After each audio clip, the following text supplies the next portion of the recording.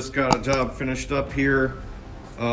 We had a family here with a bunch of trees that fell on their house and it destroyed all the wiring in their home. It's probably just gonna be demolished and replaced. But for the time being, we've relocated their electrical service over here to a detached garage that didn't take any damage. We gave them a new 125 amp sub panel here, some kitchen receptacles, refrigerator, some lights and outlets, microwave circuit, got their garage doors going and got their well pump on. So they should be set up. We got them set up with the outlet for their oven and for a dryer.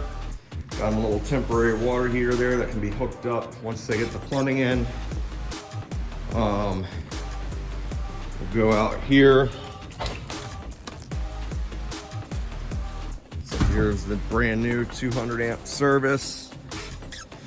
Got an overhead service mast, some nice guy wires supporting it per the National Electric Code. Got them a nice whole house surge arrestor. This isn't required here under 2017, but these days you should have one of these on every new service, and it will be required for any AHJ running under 2020.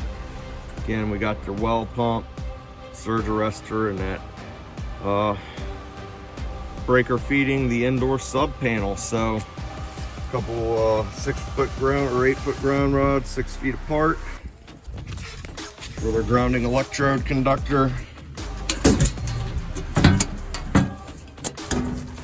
Little inter-system bonding jumper where you tie in your low voltage electrical stuff into your grounding electrode conductor.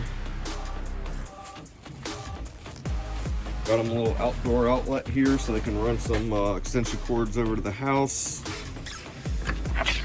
So definitely, you know, hey, not ideal, but they're in a way better situation than they had.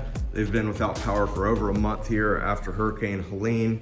Now they've got a nice electrified garage where they can keep all their major appliances and they can run some extension cords into the house for just basic necessities until the house is rebuilt. Thanks so much for watching.